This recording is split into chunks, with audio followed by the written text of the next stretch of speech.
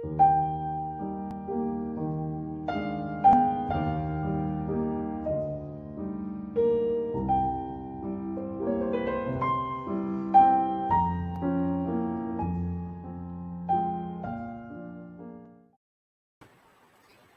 tarde, caros amigos, paz e bem para todos vocês. Sejam muito bem-vindos ao canal Lições para a Felicidade. E estamos também fazendo a nossa transmissão pela TV 7 e pela Rádio 7, por essa grande rede amiga. E se você ainda não está inscrito no canal Lições para a Felicidade, inscreva-se e nos ajude a fazer uma rede e compartilhar os ensinamentos da doutrina espírita. E como estamos a fazer todos os domingos, sempre às 16 horas, daremos continuidade ao nosso estudo do livro Constelação Familiar, ditado pelo espírito Joana de Ângeles, através da psicografia de Divaldo Pereira Franco. E as reflexões de hoje serão em torno do capítulo 21, Presença do Evangelho no Lar. Que maravilha de tema, não é mesmo? E nesse capítulo, o espírito Joana de Ângeles nos traz várias elucidações acerca das diversas contribuições que podemos oferecer à nossa família através da prática do Evangelho no Lar, que nos ajudará, sobretudo, a ampliarmos o nosso sentimento de fraternidade, nos conduzindo a uma vivência muito mais harmoniosa e equilibrada. Mas quem irá nos trazer as reflexões necessárias acerca do tema é o nosso confrade espírita Gleidson Barreto, o qual recebemos com muito carinho. Gleidson, seja muito bem-vindo ao canal Lições para a Felicidade. Olá, queridos amigos, amigas, irmãos, muito obrigado pelo carinho, estamos juntos. Ok, mas antes de passar a palavra para Gleidson, convido a todos vocês a nos unirmos num único pensamento. Vamos orar.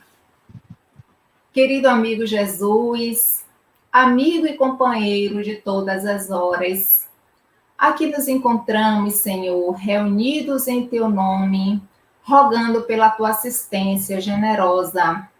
Vem ter conosco, através dos Teus emissários da paz, a nos envolver, aclarar a nossa mente, o nosso coração, a fim de que possamos nos tornarmos pessoas cada vez mais virtuosas e que o estudo dessa tarde possa calar fundo em nossos corações. E te pedimos, Mestre, que inspire o nosso amigo para que ele possa trazer as considerações necessárias que tanto carecemos. E em teu nome, em nome de Deus e da assistência fraterna dos espíritos bons, é que damos por iniciada as nossas reflexões da tarde de hoje, com votos de paz e de saúde para todos. Que assim seja. Gleidson, a palavra é sua. Fique à vontade. Obrigado, querida. Queridos amigos, irmãos, irmãs, que acompanham esse belo canal Lições para a Felicidade, uma boa tarde. A você que está pela Rádio 7, pela TV 7 também, aquele beijo, aquele carinho. A você que vai nos acompanhar depois, claro, porque muitas vezes as pessoas estão em algumas tarefas outras, familiares, até mesmo tarefa espírita, na verdade, e às vezes dão preferência ou em outro momento assistir mais tarde, um dia depois. Então você que vai nos assistir, vai dar esse carinho, essa honra, essa alegria também. Um beijo no coração, uma boa tarde para você também. Queridos amigos, irmãos e irmãs, como disse a nossa querida amiga, a tarde de hoje é uma tarde muito especial, porque é uma tarde que a gente vai falar, não por esse que vos fala, é claro, mas pelo conceito, pelo tema, que aparentemente é um tema simples, aparentemente é um tema tranquilo, escorrido de se falar, de se aprofundar. No entanto, a grande maioria de nós ainda, e falo por mim, não nos damos conta da sua importância. Digo isso porque não é a primeira vez que falo sobre o tema, e todas as vezes que a gente vai abordar esse tema e a gente se depara com texto, por exemplo, de Mestre de Amor, onde Joana fala também sobre a importância do Evangelho, ou até mesmo da obra estudada por esse canal, que seria a Constelação Familiar, e aí a gente tem essa questão da presença do Evangelho no lar, né? Então, à medida em que a gente amadurece, que a gente vai agregando novos valores, que a gente vai compreendendo um pouco mais a doutrina de Jesus, do Evangelho, o livro dos Espíritos, enfim, a gente vai, a cada momento, uma nova leitura, uma nova percepção, uma nova concepção, uma nova compreensão. Não é verdade?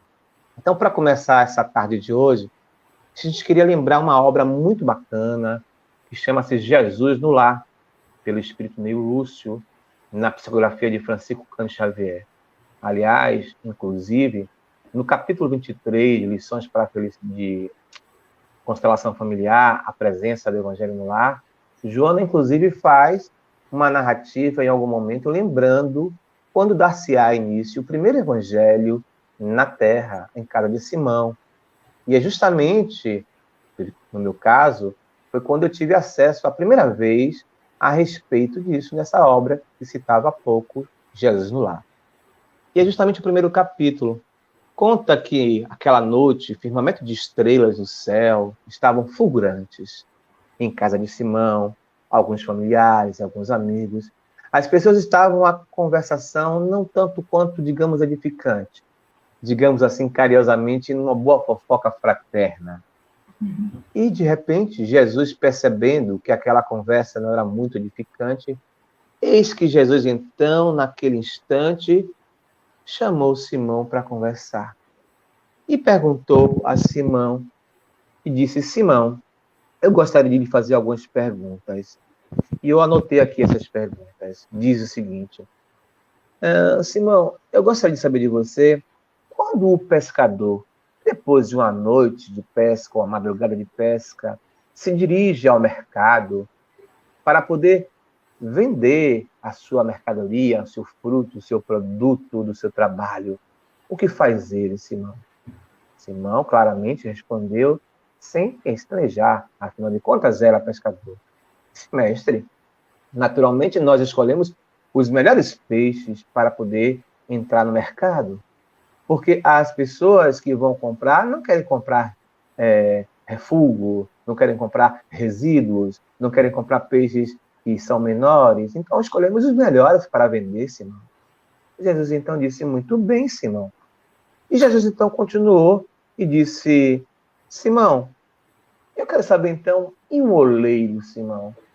Aqui vai para aqueles que não sabem o que é oleiro, é aquele que trabalha com barro, aquele que trabalha com argila, né?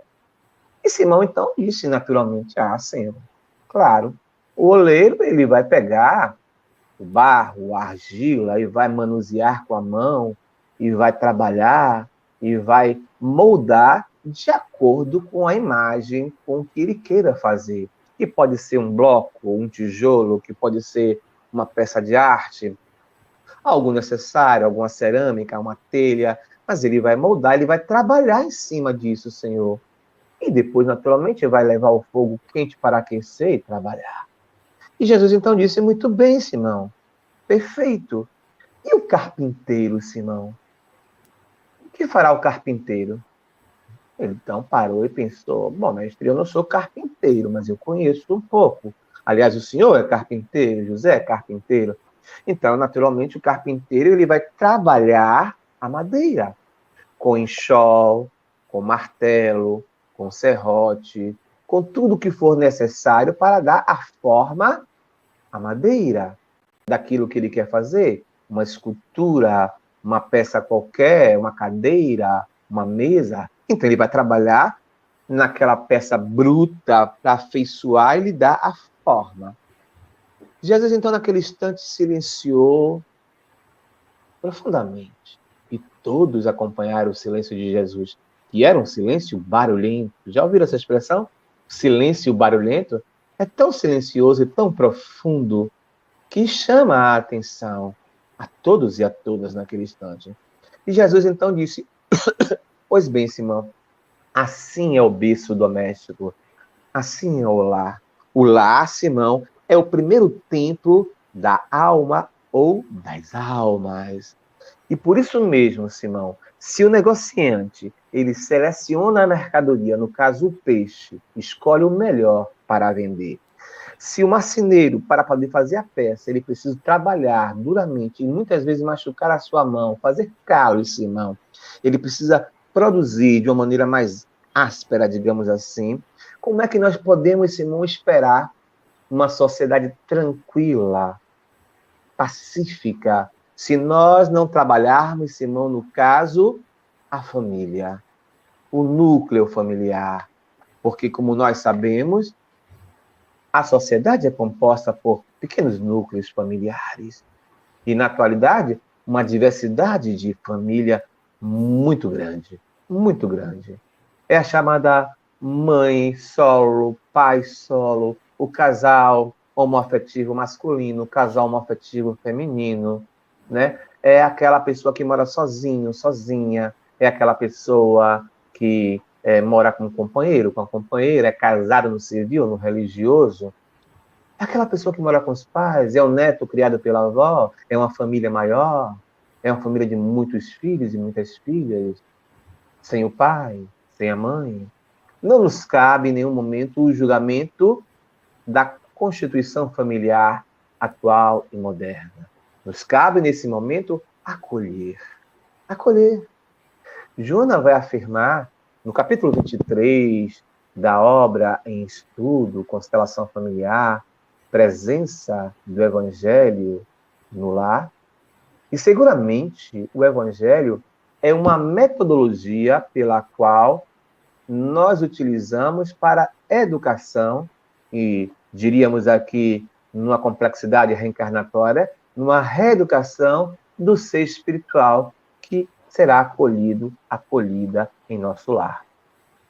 Nós nunca sabemos, ou saberemos na existência, fora raríssimas exceções, quem é aquela alma que agora habita um corpo masculino, feminino, que será o nosso filho, a nossa filha, o nosso sobrinho, aquele que vai coabitar conosco e vai compartilhar conosco afetos, mas também vai compartilhar conosco dívidas e dividendos, vai compartilhar conosco, então, crescimentos espirituais, conflitos de personalidade.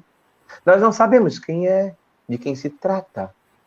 Nesse sentido, porquanto, então, o Evangelho torna-se uma poderosa ferramenta metodológica de reeducação desta criatura e de todas as criaturas, inclusive nós outros, que somos os responsáveis, o adulto ou a adulta da relação. Então, Joana vai dizer que o Evangelho, seguramente, é essa ferramenta. Então, ela vai aconselhar, vai sugerir. Eu sei que você, meu amigo, minha amiga, meu irmão, minha irmã, que nos dá a alegria da escuta nesse instante, provavelmente saiba o que é o culto do Evangelho no lar. Compreenda o conceito, compreenda a estrutura, a forma, a metodologia de como se faz. Mas nós também imaginamos que talvez, quem sabe, exista alguém, aquele ou aquela, que pela primeira vez esteja escutando falar no culto do Evangelho no lar, ou já escutou falar, mas nunca teve a oportunidade. Algumas casas espíritas, e a gente está em pandemia, e na pandemia estamos afastados, né? Mas algumas casas espíritas pequenas, pequeninas, média, grande porte, elas têm, graças a Deus, dentro do setor, muitas vezes doutrinário, criado uma estrutura para que se possa atender as pessoas que queiram aprender sobre o Evangelho. Mas muitas vezes, por falta de trabalhador, de voluntário, de voluntária, não se pode atender a todos e a todas em um horário determinado. Às vezes as casas, então, alguns voluntários se colocam à disposição de ir à residência das pessoas. Mas também temos pessoas que, além de não ter o horário compatível, as pessoas também, às vezes, têm timidez, no bom baianês, vergonha, é envergonhado de perguntar, de querer saber. Às vezes a casa tem esse carinho, esse cuidado, de quando em quando, colocar essa temática da presença do Evangelho no lar, da sua importância, da sua metodologia. Porquanto precisamos aqui agora fazer algumas lembranças, conforme Joana faz anotações nesse capítulo. Ela chama a atenção que, uma vez por semana, devemos ter esse encontro. Adiante do nosso diálogo, nós vamos falar um pouco de como poderia e como deveria ser esse encontro em termos de organização, de estrutura, para você, meu amigo, para você, minha amiga, que nunca fez, que queria fazer, ou até mesmo para você que já faz e que de repente faz em uma estrutura, um método ao qual você aprendeu em um passado e que funciona, mas nós gostaríamos de compartilhar com você, meu amigo, minha amiga, uma proposta, a qual, inclusive, Joana também faz a citação quando a gente vai fazer o evangelho no lar e aqueles que são da família não comungam com a mesma crença. Então, ela chama a atenção de fazer de uma outra maneira e a gente citará. Mas, no entanto, aqui, por enquanto, vamos à perspectiva do que Joana chama a atenção. Joana vai dizer que, então, isso é comum a todos, independente de que maneira você faça, uma vez por semana, nós dediquemos a este culto do Evangelho no lar. Particularmente, eu não gosto muito, não sou muito afeito, chegado à expressão culto do Evangelho no lar. Porque culto fica parecendo que a gente tem estabelecido, por exemplo, uma forma irredutível, como se fosse uma estrutura clerical ou religiosa, que tem que, se não for dessa maneira, se não tiver música, se não tiver água, se não tiver mesa, por exemplo, se não tiver uma formação, uma estrutura, não dá para fazer. Então, eu prefiro dizer esse encontro com o Evangelho de Jesus, esse encontro com o amor, né? Encontrar o amor. Esse é o momento do Evangelho. E Joana então diz, uma vez por semana, que nós possamos ter esse encontro com os nossos familiares, e aí vai de acordo com essa estrutura da novíssima proposta familiar. Quer você, meu amigo, que é um casal homoafetivo masculino, quer você, minha amiga, que é um casal homoafetivo feminino, quer você, que faz parte de um núcleo familiar já conhecido, homem, mulher, quer você sozinha com seus filhos, minha amiga, você sozinha com seus filhos, você avô, avó, você que mora sozinho, que mora sozinha, que mora com um amigo, que mora com uma amiga, que não tem uma outra relação, a que não seja a amizade. Mas quando nós temos pessoas que convivem conosco no mesmo espaço, no lar, na casa, e há uma diferença que a gente costuma dizer de aprender com os espíritos entre lar e casa, porque casa seria estrutura, né? Essa estrutura de engenharia civil, né? De argamassa, de cimento, de madeira, enfim. E o lar é algo mais profundo. Lá é um ambiente, a ambiência espiritual ao qual nós iremos nos proporcionar, a nós e ao outro que convive conosco. E aqui vale, quer seja encarnado, quer seja desencarnado. Então, Joana diz o seguinte, que uma vez por semana aconteça esse encontro e que seja um encontro harmônico e que a gente possa dialogar, né, a respeito do Evangelho de Jesus, dos textos ali, e que não se deve passar de 30 minutos, mais ou menos. Passe um pouco, mas um pouco menos, mas também que não se estenda a 1 hora, porque senão tornar-se-á para outras pessoas de maneira chata, né? Sobretudo para aqueles que ainda não compreendem essa importância. Mas ela chama a atenção que, passo a passo, ou de par ou de mãos dadas, com essa perspectiva de fazer o Evangelho de Jesus, onde o Evangelho de Jesus seja o pão espiritual, seja aquele pão o qual nós vamos, por exemplo, em compreendendo a palavra de Jesus, a gente possa compreender o sentido da vida, a nossa realidade espiritual, na perspectiva daquelas questões fundamentais que aprendemos com o Espiritismo, do quem sou, de onde eu vim, qual o sentido, a razão da vida, da existência aqui na Terra, por que nós sofremos, né? Então, em o Evangelho, a gente vai aprender com o Evangelho de Jesus sobre a morte prematura, sobre a questão do não adulterar, que o adultério não é só, por exemplo, se adultera por pensamento, que o adultério também não é uma questão apenas de adultério em relação a relacionamentos amorosos, mas pode ser um adultério em relação à palavra, né? A uma mentira, uma traição, outra, por exemplo.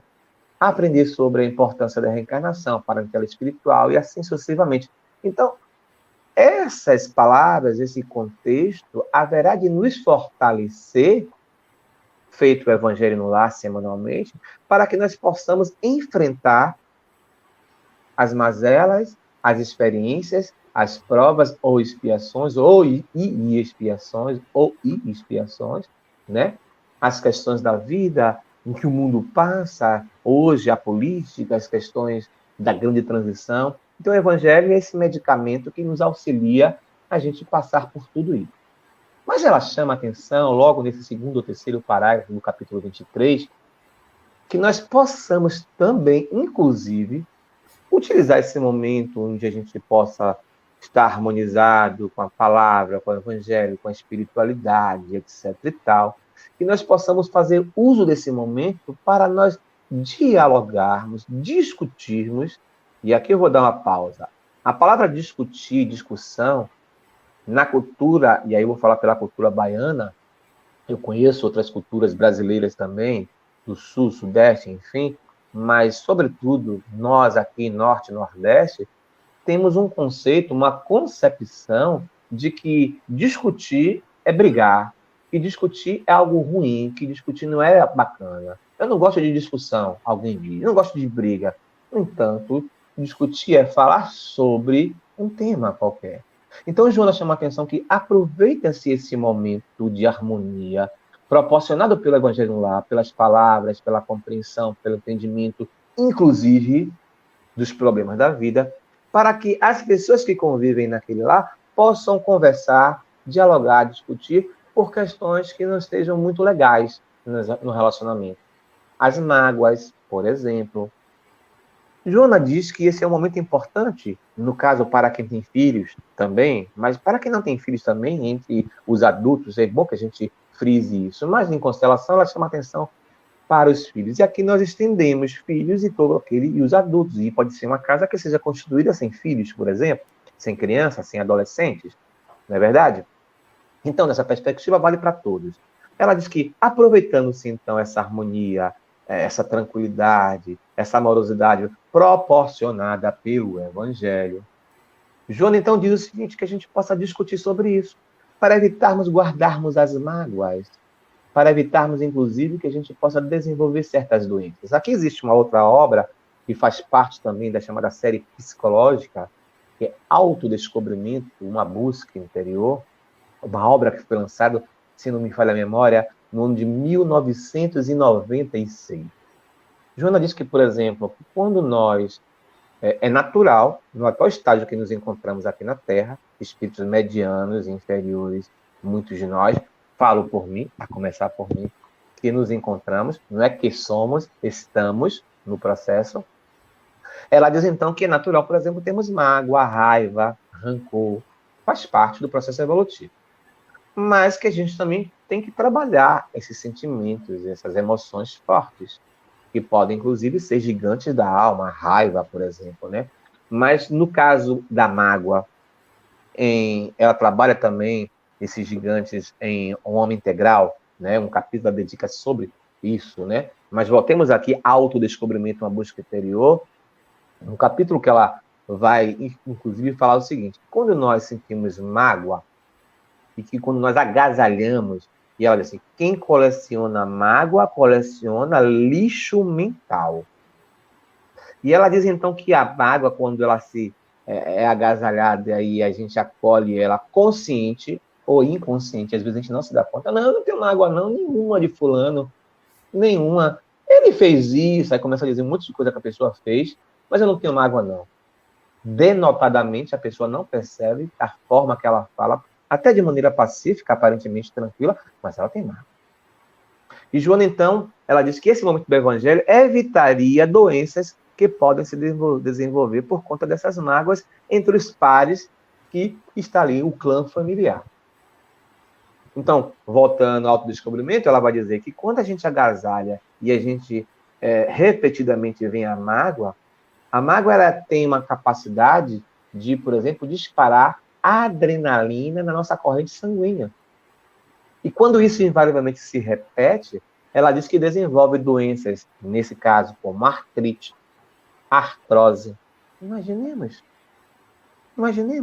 Você que é mulher, por exemplo, sabe que quando você está magoado ou fortes emoções quaisquer, passa por um aborrecimento, além da dor de cabeça que é comum a homem e mulher, e no caso do ciclo, né, menstrual da mulher, por exemplo, pode atrasar ou pode adiantar, em função dos sentimentos, das emoções, das fortes emoções.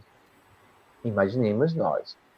Então ela vai dizer nesse capítulo, voltando agora à constelação familiar, presença do Evangelho no lar, lá pelo 3º parágrafo, acho, ela vai dizer justamente isso, que aproveitar a fala, a reflexão, o Evangelho, a harmonia proporcionada, criada pelo Evangelho, ela diz então, que é um momento de se conversar, de se dialogar, de se discutir com os pares, com ele que reside conosco em nosso lar.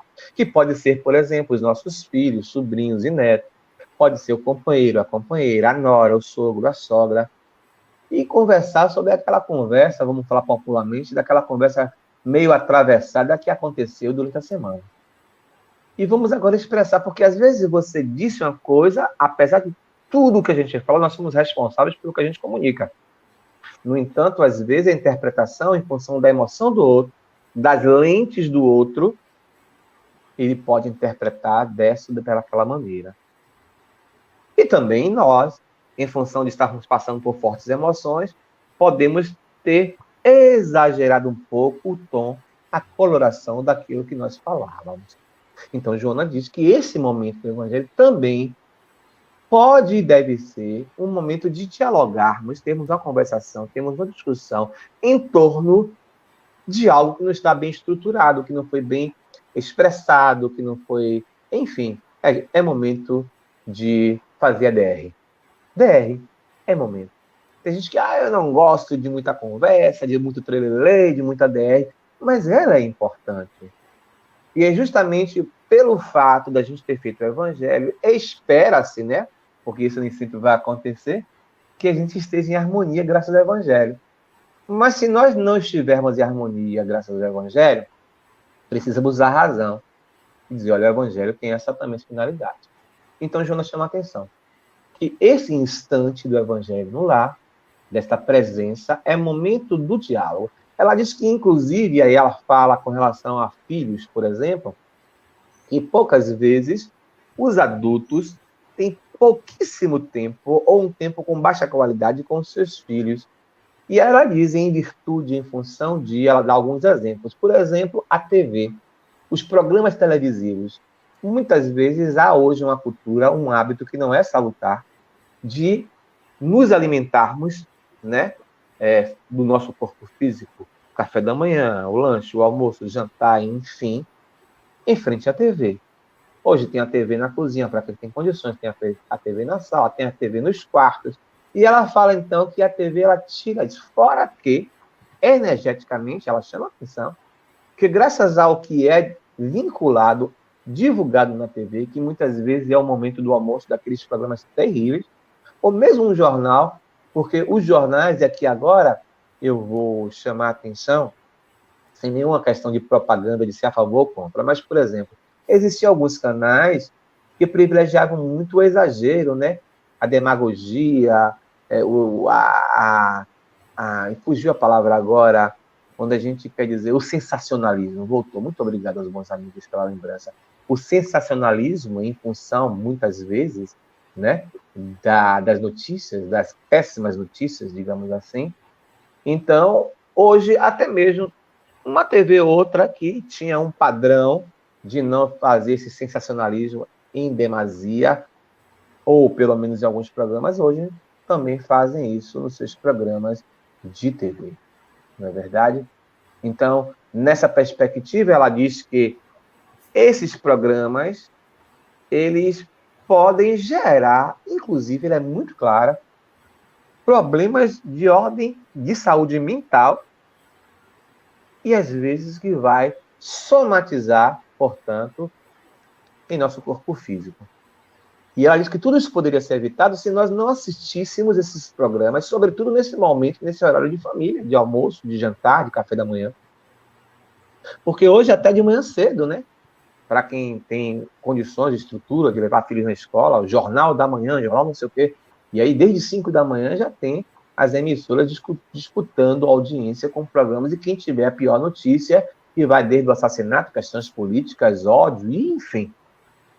E ela vende mais infelizmente, notícias que não são tão belas assim. Graças não é culpa, não é responsabilidade da TV também só. Há uma corresponsabilidade tanto da TV quanto de nós, espectadores. No momento que nós fecharmos essa janela, não abrirmos mais essa janela para esse lixo, claro que eles vão ter que mudar. É por isso que outra emissora de TV acabou se equiparando de maneira diferenciada, mas se equiparou a outras emissoras que trabalhavam com sensacionalismo. Por quê? Porque estavam perdendo audiência. Então, Jonas chama a atenção na presença do Evangelho no Lar, que justamente por nós termos pouco tempo, pouquíssimos tempo com as crianças, ou com os adolescentes, ou com os adultos jovens, que a gente utilize o Evangelho não só para fazer o Evangelho no lar, né, só, aspas, que é como se fosse quase nada, é muita coisa, mas que utilizássemos também para esse diálogo, para esse convívio, para conversarmos para a velha DR. Isso é importante, fundamental. Então, ela chama a atenção, por exemplo, do adolescente, porque, sobretudo, o adolescente, ele, quando a criança, na pré-adolescência, e quando ele vai para a adolescência, ele começa a afastar-se dos momentos familiares, de jantar, de almoço.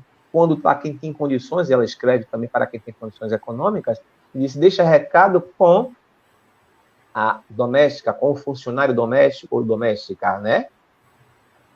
E hoje a gente poderia dizer, porque na época talvez o WhatsApp não estava tão em vigor assim, se dá recado pelo WhatsApp, né? Ou pelo SMS, e há poucos, até outro dia eu falava para um amigo, passa em SMS, ele fez, no meu telefone não tem isso não, eu digo, como não, criatura? SMS tem telefone das cobrinhas, aqueles Nokia, os tijolões, tem tudo que é telefone, as pessoas até esqueceram, né?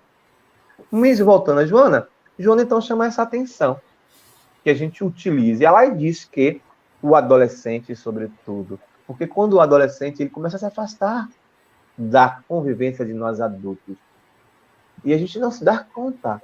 Então, ela diz, a importância do evangelho, de fazer o evangelho para trazer Jesus para dentro de casa, a importância do evangelho para criar uma harmonia e conversar sobre assuntos mais delicados, como se fala aqui na Bahia, periclitantes, né? A importância do evangelho para se falar sobre assuntos também amorosos, bondosos, decisões que vão ser tomadas, viagens, mudança, trabalho. Olha, papai foi demitido, mamãe foi demitida, precisamos agora apertar os lá, fechar as torneiras, né? Ou vamos morar em outra cidade. Nem sempre é agradável, confortável, principalmente para o adolescente ir para uma outra cidade, já perder os amigos, aquela coisa toda. Então, ela diz que o evangelho é esse momento que deve ser utilizado para esse tipo de diálogo, para que possa evitar doenças de saúde mental, problemas de relação e convívio social, e ela diz sobretudo no adolescente, porque às vezes nós adultos, quando ficamos sabendo lá na frente sobre alguma questão de algum conflito de personalidade, algum conflito qualquer do adolescente, que vai das drogas, o uso exacerbado da sexualidade, e uma série de questões, e o adulto não se sente culpado, ou culpa a sociedade, ou culpa a mídia, ou culpa isso, aquilo, outro, e Jonas disse, olha, é preciso lembrar que todos têm coparticipação, têm corresponsabilidade, inclusive nós adultos, em relação a essas crianças, ao pré-adolescente, ao adolescente, ao adulto jovem. Então, ela chama a atenção que 30 minutos por semana. É aí que eu falei para vocês, lembra? Vamos falar um pouco sobre estrutura também, né? A metodologia. Via de regra, nós aprendemos ou divulgamos ou temos a concepção, um conceito de evangelho que é o evangelho uma vez por semana no mesmo horário. Pronto. Ponto comum para todo mundo que faz o evangelho. Depois, algumas pessoas colocaram som, desde a época da fita cassete, do CD, do DVD, do MP3, do MP4, da Smart TV, hoje colocando no YouTube com a música instrumental, para se fazer o evangelho. Mas é preciso lembrar que faz-se o evangelho com ou sem música. E cuidado com a música instrumental. Certa vez eu fui convidado para participar do evangelho no lar de uma família espírita, e eu tomei um susto. Primeiro, estava tudo ok, organizado, aquele clima maravilhoso, então vamos fazer a prece. Aí, ô filho, coloca aí a música para a gente fazer a prece. E a pessoa colocou, por exemplo, Beethoven. Mas uma música de Beethoven, sabe? Outro colocou as 4 estações. Então, não é porque a música clássica, a música instrumental, né, que vai se colocar qualquer música. Eu, uma vez, fui no centro espírita, numa atividade de desobsessão, E uma vez isso num trabalho de meditação. Então a música tem que ser uma música de fato, verdadeiramente tranquila, suave, calma. Mas retomo, faz-se com ou sem música. Então, uma música ambiente, agradável. Alguns de nós, na estrutura antiga, a gente pode pegar pequenos livros, por exemplo, Gotas de Felicidade, um livro de Joana também, Dias Felizes, e tantas outras obras de curtos parágrafos, e faz-se uma leitura, a gente diz assim, para harmonizar. Com a musiquinha de fundo, faz aquela leitura, depois fecha-se a pessoa, então vamos fazer a prece. Aí faz uma prece, tem gente que faz uma palestra de prece. A prece tem que ser algo curto, de preferência no sentido do coração. Se a gente puder usar a razão na prece, que a gente possa ter os aspectos do pedir, do agradecer, e, sobretudo, do render graças, né? O reconhecimento à divindade acima de tudo, né? Isso seria importante. Mas não tem uma fórmula, né?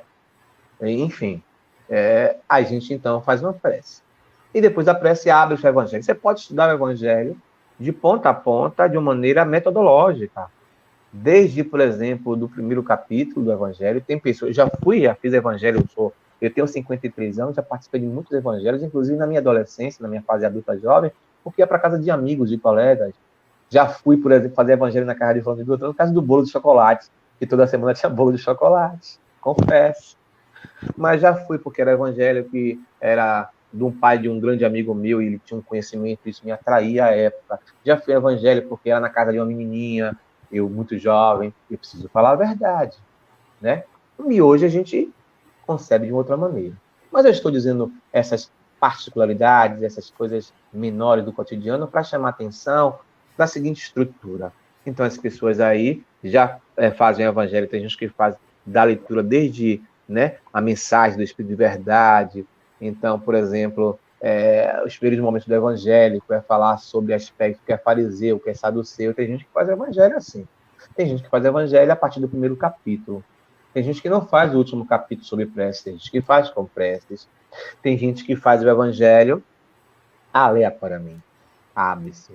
Tem gente que faz sistematicamente, como eu falava há pouco. Mas seja como for, a gente sugere que o evangelho seja feito em pequenas leituras, nunca leituras longas. Tem gente que lê uma página inteira, porque tem capítulos, ou tem itens 7, 8, 9, 10, 11, que são curtos e outros são longuíssimos. Então, quem é responsável pelo evangelho, de preferência que tenha lido aquele texto antes, ele possa selecionar. Olha, gente, hoje a gente vai ler só o primeiro e o segundo parágrafo. Ou só o primeiro parágrafo. Não, mas o segundo é tão curtinho, e o terceiro e o quarto alguém diz, não, mas vamos só o primeiro. Por quê? Porque é melhor que a gente possa ter uma leitura de menor quantidade e uma interpretação de maior qualidade. Isso é o mais importante, que toque os nossos corações, sentimentos e afetos. Então, é fundamental nessa estrutura. Então, muito bem, essa é uma maneira tradicional ou conhecida de todos nós. Música com ou sem. Um livro que se antecede com uma leitura simples, como eu falei, Gota de Esperança, está me vendo aqui agora a imagem, rapidinho. Depois a prece, o evangelho, de maneira sistematizada, né? Eu sugiro que a gente possa, de quando em quando cai uma palavra, porque o fariseu, aí a gente diz assim, gente, me dá um tempo aqui, vamos aqui no primeiro, logo na introdução do evangelho, ver o que é fariseu. Aí lê o que é fariseu e volta. Entenderam o que é fariseu? A gente agora vai ler o parágrafo. Porque o fariseu, porque o saduceu, para a gente ter uma ideia de interpretação. Aí eu particularmente, momentos históricos, respingos históricos, né, lá do evangelho, a introdução, para dessa maneira, que consulta de acordo com o capítulo, com o parágrafo que a gente está estudando do Evangelho. Eu gosto muito da leitura que seja sistematizada, para que a gente não possa cair numa questão que é do maravilhoso. Porque tem gente que acha o seguinte, está com um problema, abre o Evangelho, que o Evangelho tem um poder fantástico de harmonizar as pessoas. Realmente, a gente não vai dizer que não, o Evangelho tem esse poder. Mas tem esse poder se nós estivermos abertos. Porque tem gente que briga com o filho, briga com a mulher, briga com o marido, abre o evangelho, como se o evangelho fosse melhorar. E não se conversa mais sobre o problema. Quando Joana, logo no início desse capítulo, fala que deve-se conversar sobre as questões, para que se possa dirimir quaisquer dúvidas ou qualquer questão de conceitos e preconceitos, ou má interpretação de uma fala nossa do dia ou da semana. Olha que não sou eu que estou dizendo, é Joana que está nos convidando a essa reflexão. Então, eu particularmente, eu sugiro que a gente faça a leitura assim, sistemática, o capítulo 1, e que a gente lê assim. Às vezes ele é o pensamento lá de Mateus ou de Marcos, às vezes o pensamento de Mateus e mais o primeiro item logo a seguir. Não vai ser muito pesado a leitura. Quem é o responsável de fazer, ele tem que fazer essa leitura, ele coordena. Então ele faz a leitura um dia antes, no mesmo dia, pela manhã, se o evangelho é à noite, para poder ele ter essa concepção, que é um momento de estudo e de criar essa harmonia espiritual. Então Jonas chama a atenção e ela vai dizer isso para a gente. Olha, ela vai dizer que há momentos em que a sociedade externa, exterior à nossa vida, ela é tão barulhenta, tão cheia de luzes, de estranhezas, que a gente não consegue reunir. Então, o evangelho também é um momento de reunir a família. E aqui agora vai a interpretação daquele que gosta do comportamento humano. Você que tem sobrinho, sobrinha, filho, filha, pessoas, crianças pequenas, então é o momento da gente fazer evangelho. Mas não façamos o evangelho com o evangelho normal. Existe uma obra chamada Evangelho da Meninada. Evangelho de Eliseu, eu esqueci agora o sobrenome dele, meu Deus. Se você lembrar, minha amiga, qual é o sobrenome dele, você, por gentileza, coloca aí na tela ou fala quando você voltar, ou se quiser falar aí no áudio pra gente, entendeu? Mas, assim, o título é Evangelho da Meninada. Então, é tipo uma espécie de Sítio do Pica-Pau Amarelo na seguinte perspectiva. Existe uma espécie de Dona Benta, uma contadora de história, que reúne a criançada e vai contar o Evangelho de Jesus, de uma maneira na linguagem própria da criança. Então, vamos fazer o Evangelho com a criança no momento dela e do adulto, no momento com o adulto. Não é interessante, porque a linguagem é outra, fica enfadonho para a criança, fica chato para a criança. Agora, à medida em que essa criança vai se tornando pré-adolescente, adolescente, a gente então vai fazendo algumas interseções do evangelho propriamente dito. Isso é importante.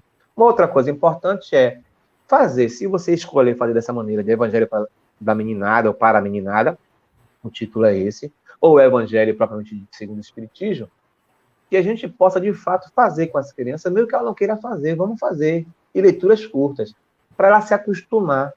E fazer, olha, hoje é dia de evangelho já sabe, não é dia de ir para o playground, quem mora em apartamento, não é dia de ir para a porta da rua, quem mora na porta da rua, não é dia de jogar videogame, não é dia de WhatsApp, não é dia de nada.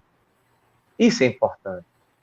Então, nessa perspectiva, é importante a gente condicionar, reeducar, criar cultura, porque são conceitos diferentes. Condicionar é diferente de criar cultura. Mas quando a gente quer cultura, a gente também está condicionando de uma certa forma, né? O nosso cérebro, o nosso costume, o nosso hábito a fazer o evangelho.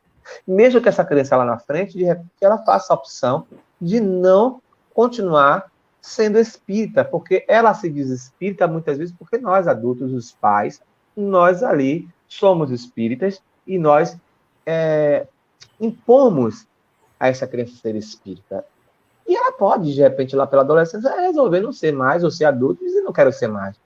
Mas se você fez a sua parte, fez o evangelho, mostrou os valores que o evangelho de Jesus nos proporciona, acabou, você fez um bom trabalho, vai ter um cidadão honesto pela vida toda. Porque o mais importante do que ser espírita é ser honesto.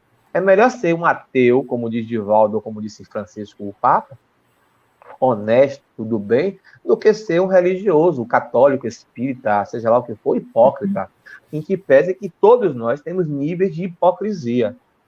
Mas é importante a gente, de fato, assumir.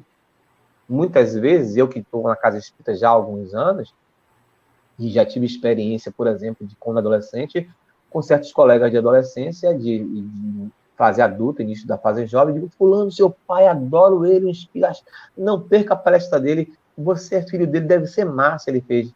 Vá morar com ele. Aí ele usou a expressão popular, como 1 quilo de sal com ele, porque isso acontece muitas vezes. Nós somos donos de um canal, nós fazemos palestra, nós isso, nós aquilo, somos queridos pelo grande público, falamos mansinho. Oi, meu irmão, bom dia, muita paz, como tá? Sumiu, nunca mais apareceu aqui no centro. Em casa é um tirano, uma tirana. Muitas vezes isso acontece, somos estúpidos.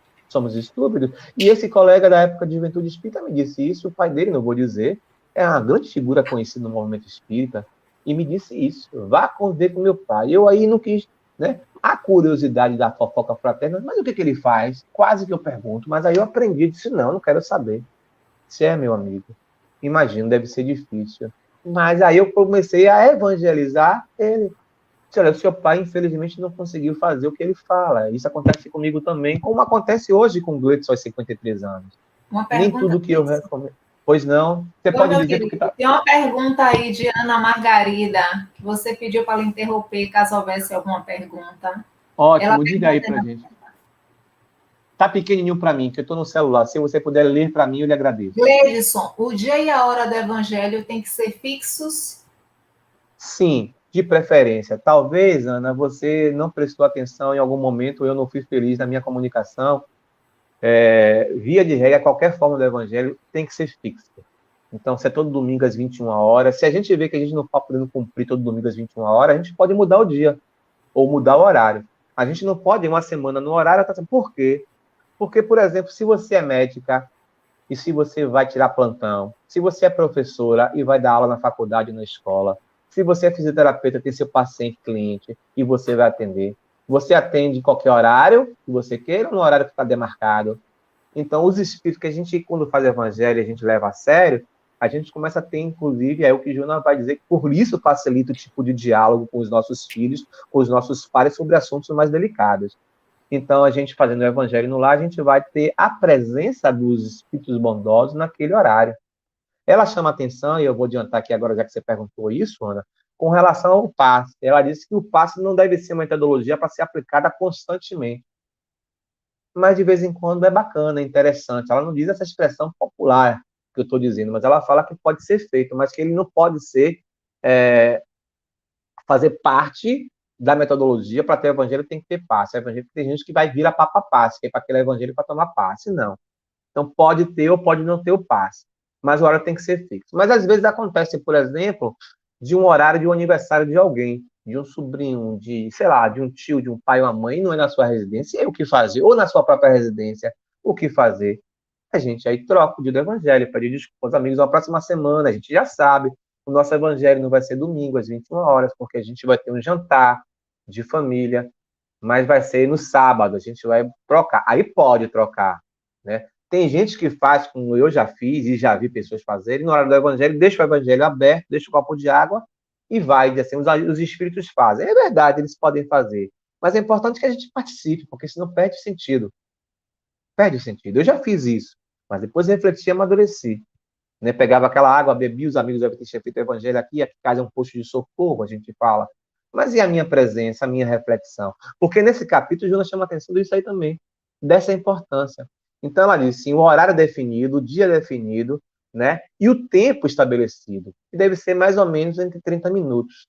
Não deve ultrapassar isso. Se ultrapassar um pouco, tudo bem, mas não deve ser muito mais do que isso, porque fica enfadonho. É Joana que diz isso, não sou eu que está dizendo isso. Então, ela chama atenção também aí, ela diz o seguinte para você, Ana, e para todos nós, ela assim, e quando na família as pessoas que querem fazer evangelho não fazem parte da mesma cultura religiosa que você, não é espírita como você?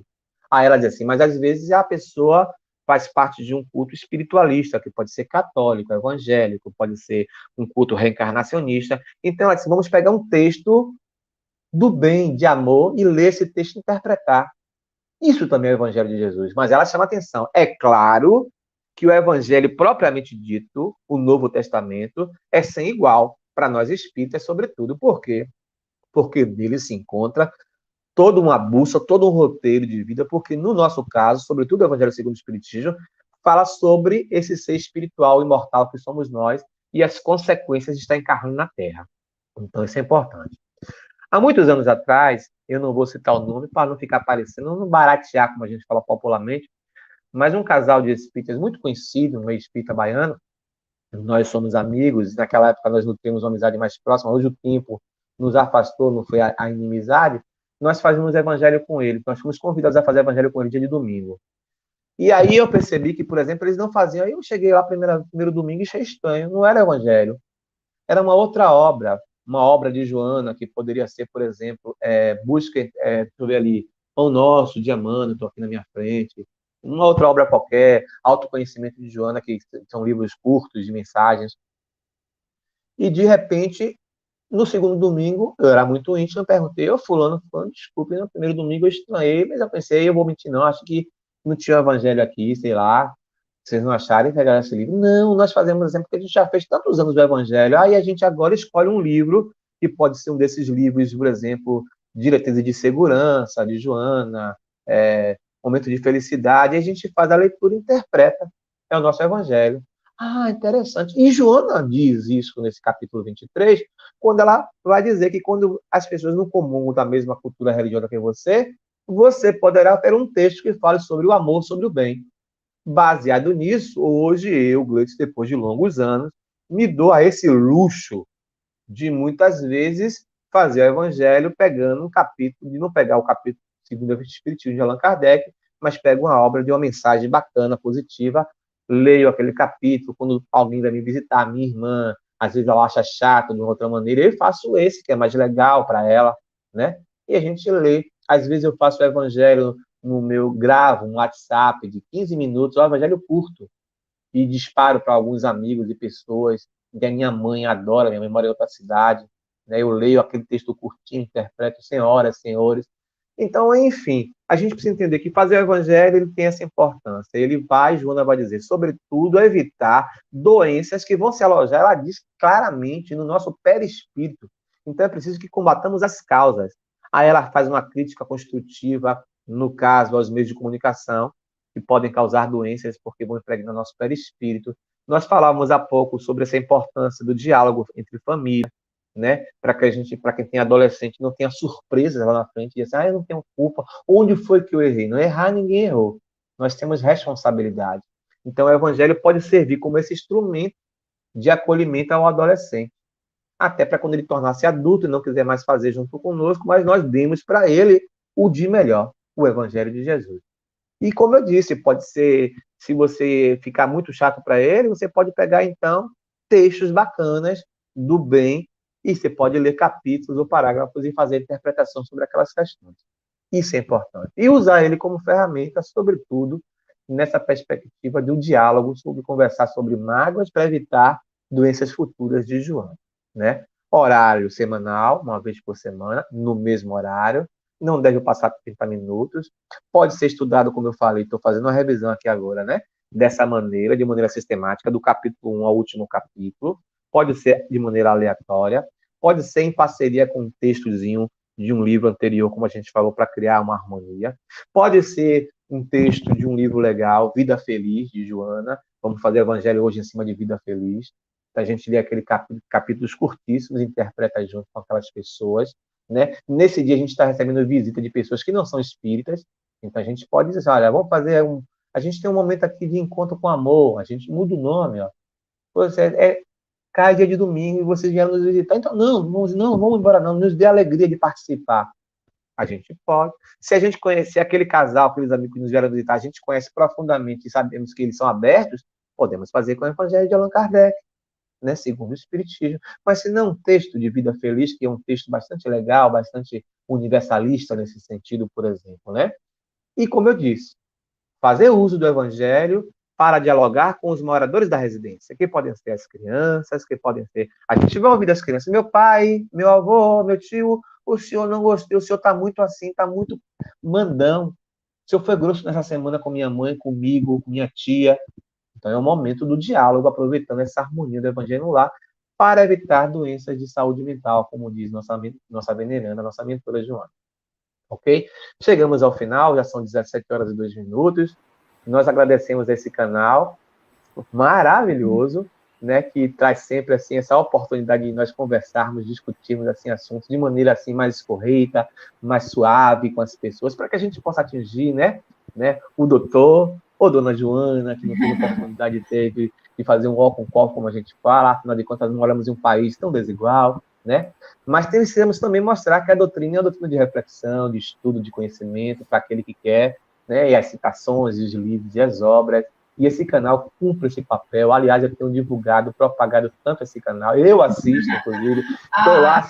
Eu sou inscrito, se inscreva, porque eu tenho lá e tenho um sinozinho. Então, quando passa alguém, eu digo que eu estou em casa, eu assisto, que tem outros momentos também do canal, como é só dia de domingo, é muito legal. E às vezes eu vou lá e digo, maravilha, gostei. Né? Às vezes é uma amiga, às vezes é uma pessoa que eu não conheço, eu quero conhecer. Né, e vou lá e assisto. Né? Às vezes é a própria coordenadora do canal, que ela fala de maneira muito amorosa, muito didática, com muito conceito, muita propriedade. Então, a todos e a todas, meus amigos, a você da TVC e da Rádio C, a você que vai assistir mais tarde, beijo, muito obrigado pelo carinho e até a próxima oportunidade, se Deus quiser. Oh, obrigado, Gleice, pela sua participação. E você falando aí a respeito que a gente poderia utilizar de qualquer livro para fazer o evangelho, né? Eu me lembrei de um casal conhecido meu que ele é espírita, ela de uma outra religião. Então ele tinha um dia de fazer o evangelho no lar e ela tinha um dia de fazer as orações, que ela não chamava de evangelho no lar. Então ficavam assim naquela disputa, até que entraram num senso comum. Então, numa semana eles utilizam o Evangelho segundo o Espiritismo e na outra utiliza da Bíblia. E ele Que fala que maravilha. no começo mas no começo foi um pouco difícil, né? Sim, Porque não sim. deixa de existir, né? Quando um é de uma religião, o outro do outro, aí tem aquela discussão, que é o que não se pode haver durante o momento do Evangelho no lar, porque essas reuniões são de aprendizado, de reeducação para a nossa alma. Me permita, só um minutinho, eu vou sair aqui do canal rapidinho.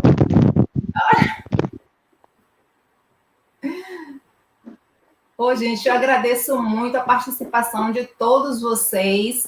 Sem a presença de vocês é não para é mostrar possível duas a obras, que, por exemplo, uma é realização. dessas aqui, ó, Iluminação Interior, são capítulos curtos, ó, por exemplo, de às vezes de 3 páginas, 2 páginas e meia, de uma página, Vivendo com Alegria, um capítulo, por exemplo. Há um outro aqui, Despertamento para a Verdade. Então, são textos universais.